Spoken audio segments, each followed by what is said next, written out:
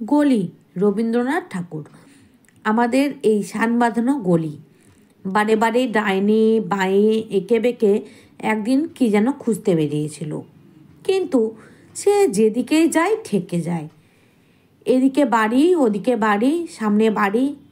উপরের দিকে যেটুকু নজর চলে তাতে সে একখানি আকাশের রেখা দেখতে পায়, ঠিক তার নিজেরই মতো সরু, তার নিজেরই মতো বাঁকা।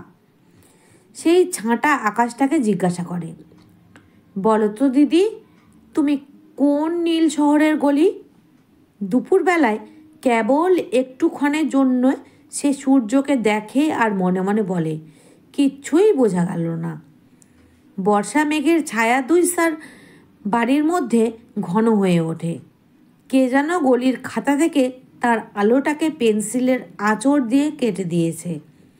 বৃষ্টির ধারা সানের ওপর দিয়ে গড়িয়ে চলে। বর্ষা ডমরু বাজিয়ে যেন সাপ খেলাতে থাকে। পিছল হয় পথিকদের, ছাতায় ছাতায় বেঁধে যায়। ছাদের ওপর থেকে ছাতার ওপরে হঠাৎ নালার জল লাফিয়ে পড়ে, চমকিয়ে দিতে থাকে।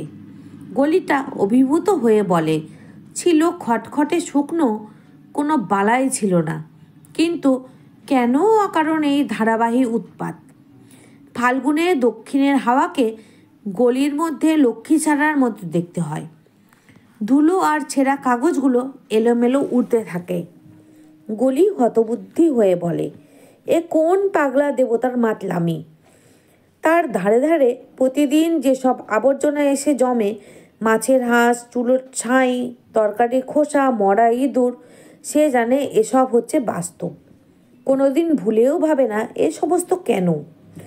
অথচ শরতের রোদ্দুর যখন ওপরের বারান্দায় আড় হয়ে পড়ে, যখন পুজোর নহবত ভৈরবীতে বাজে, তখন ক্ষণকালের জন্য তার মনে হয় এই শানবাঁধা লাইনের বাইরে মস্ত একটা কিছু আছে।